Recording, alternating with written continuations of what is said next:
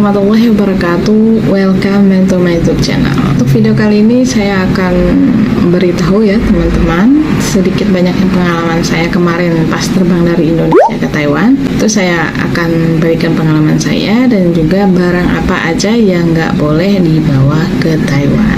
Nah, sebelum teman-teman melanjutkan video ini, sebaiknya teman-teman klik like, komen, dan subscribe dulu ya teman-teman, biar nggak ketinggalan video-video saya selanjutnya dan juga bisa buat saya semangat lagi buat konten-konten berikutnya.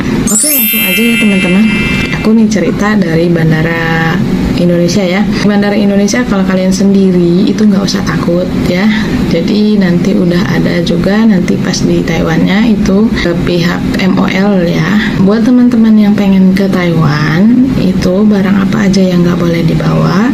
Itu seperti daging maupun berbentuk abon ya. Daging misalnya daging ayam, daging bebek, daging sapi, daging kambing itu nggak boleh. Pokoknya yang berbentuk daging-dagingan ataupun berbentuk abon juga, pokoknya yang berbau-bau dagingan itu nggak boleh teman-teman. Kalau mie pokoknya jangan berbentuk yang terlalu, kalau perasa sih nggak apa-apa. Rasa bakso boleh kalau nggak baksanya. Pisang udah kering ya. Boleh. Daripada merugikan teman-teman sendiri, jadi sebaiknya nggak usah seperti dagingan, kemudian daun-daunan ya seperti tanaman, bau bibit atau segala macam itu nggak perlu ya teman-teman, nggak boleh, daripada merugikan diri sendiri. Kemudian buah-buahan. Nah, pas aku kemarin itu ya, pas udah turun dari bandara itu ada mbak-mbak, dia mungkin kelengkengnya belum habis, jadi dia bawa. Jadi kan ditanya tuh sama pihak MOL-nya, kalian bawa apa aja, yang ini nggak boleh dibawa. Jadi mbak itu bilang kalau dia bawa kelengkeng, jadi langsung dibuang atau dimakan sama mbaknya di tempat itu ya, nggak boleh dibawa keluar bandara karena nanti kita bakal di-scan lagi. Nah, terus ada mas-mas juga yang bawa roti, terus ada abonnya, tasnya nggak boleh juga, jadi harus dimakan dan dihabiskan di situ. Nah, kita ditanya, setelah ditanya kita keluar. Mending kalian ngaku ya teman-teman, karena daripada nanti kita udah keluar itu nanti kita bakal didenda, daripada merugikan diri sendiri ya kan. Kita niatnya kesini mau kerja, malah tiba sini kita malah disuruh denda. Nah, mendingan nggak usah. Jadi yang biasa-biasa aja kayak kuaci, sambalnya sambal biasa ya, kayak sambal terasi sasetan, terus pokoknya yang nggak ada dagingnya ya teman-teman. Nah, udah gitu kita nanti diarahin oleh mbak-mbak MOL-nya. Nah, seperti itu kita dikasih kayak gini buku. Ini buku biasanya itu untuk pengaduan ke 1955. Kalian bisa baca-baca aja, nanti dikasih arahan kok sama MOL-nya, dan juga nanti di scan barcode di Line. Jadi buat teman-teman yang belum ke Taiwan itu silahkan download Line dulu ya, daripada nanti ribet. Pas kemarin aku di Bara ribet, dan aku juga ngajarin orang yang di sebelah mas-mas ya di sebelah aku, jadi dia belum download sama sekali. Jadi mendingan download langsung ya, daripada nanti ribet.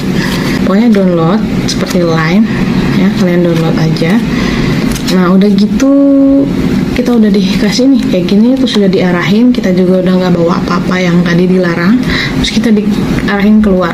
Kemudian di luar kita dikasih ini. Nah, ini adalah antigen ya, maksudnya nanti ini alat yang buat kita swab antigen mandiri pas di hotel karantina. Ini berisi 4 ya, semuanya 4, jadi kita 4 kali. Jadi hari pertama, hari ketiga, hari kelima, dan hari ke-7. Nah, nanti ini kita lakukannya sendiri. Nah, buat teman-teman yang nggak tahu, silahkan klik video di atas ini. Oke, nanti di situ ada menerangkan tes swab mandiri. Nah, oke, setelah kita udah dikasih nih, kita dibawa ke depan bandara. Nanti kita udah ditunggu supir masing-masing. Nanti kita dianterin sama bapak supirnya ke hotel atau karantina di mana kita ditempatkan, udah di booking. Kita udah dianterin. Kemudian kita udah dianterin ke hotelnya. Nah, kita tidur. Tuh aku jam 11:30 ya aku datang. Kemudian aku datang jam 11:30. Ini kita bawa ya. Nah, kemudian kita ini besok paginya ya kita antigen, siang atau pagi itu kita antigen mandiri. Oke. Semoga video ini bermanfaat. Itu pengalaman saya pribadi ya teman-teman, biarin nanti kalian gak gimana pas di sini.